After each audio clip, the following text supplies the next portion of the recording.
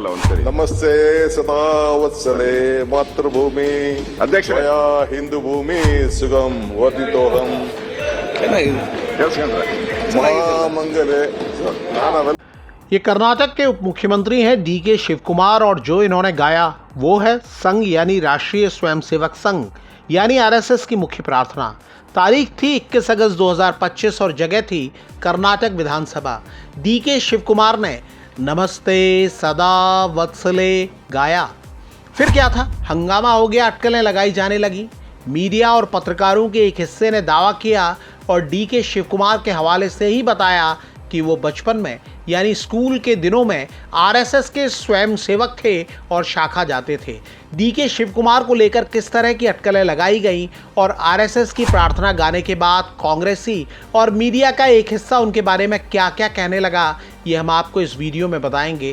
पहले बता दें कि लगातार जारी अटकलों को शांत करने के लिए डीके शिव कुमार ने अब नई सफाई दी है। मीडिया में आई रिपोर्टों के मुताबिक शिव कुमार ने कहा है कि वो गांधी परिवार के भक्त हैं।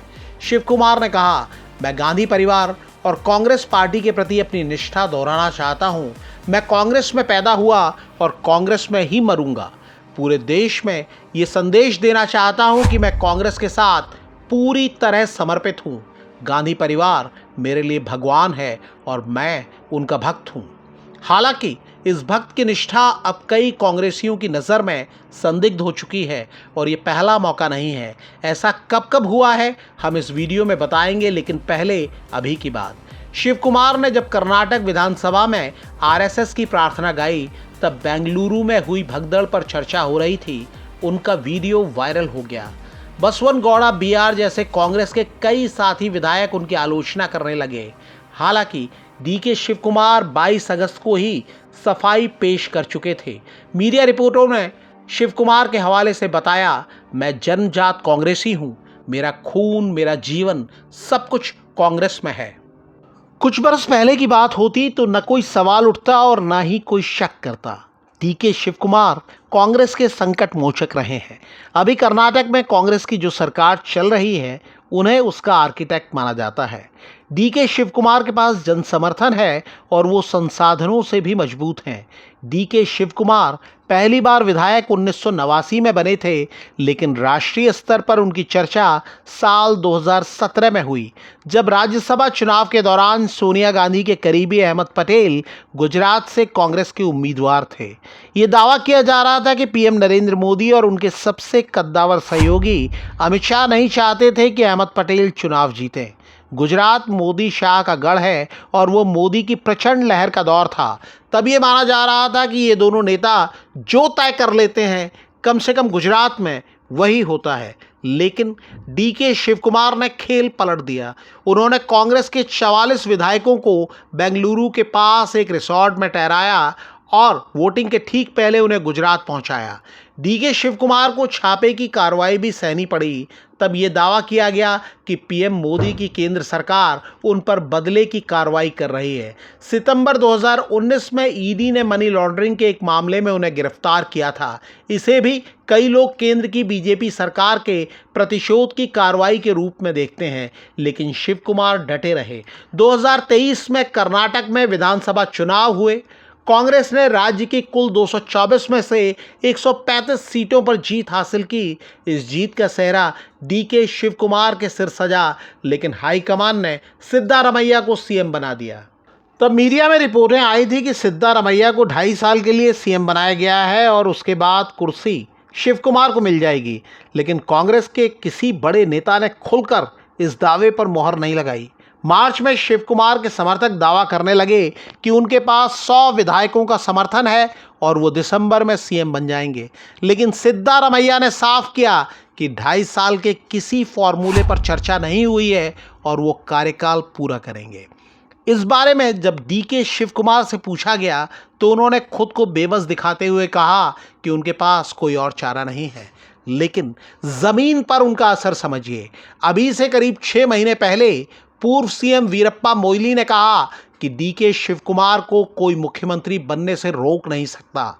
इतिहास पहले ही लिख दिया गया है, आज या कल ये हो जाएगा। कांग्रेस विधायक बसवराजू वी शिवगंगा ने कहा कि अगर चाहो तो मैं इसे खून से लिखकर दे सकता हूं। शिव कुमार दिसंबर में मुख्यमंत्री बनेंगे। वो कुल मिलाकर 7.5 साल तक मुख्यमंत्री रहेंगे। कांग्रेस में हाईकमान का मतलब सोनिया गांधी और राहुल गांधी है। तीसरे नंबर पर कांग्रेस अध्यक्ष मल्लिकार्जुन खड़गे को गिना जाता है।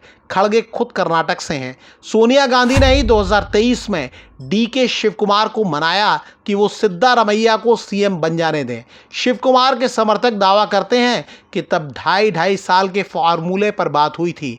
अभी सोनिया गांधी, राहुल गांधी और खड़गे ने इस मुद्दे पर खुलकर कुछ नहीं कहा है, लेकिन जानकार दावा करते हैं कि ये तीनों बहुत दिन तक चुप नहीं रह सकते। वो याद दिलाते हैं कि डीके शिव कुमार भले ही कांग्रेस के संकट मोचक कहलाते हैं, पार्टी को मुश्किल से निकालते रहे हैं, उसे मजबूत करते रहे हैं, लेकिन वो अपनी अनदेखी बर्दाश्त नहीं कर पाते।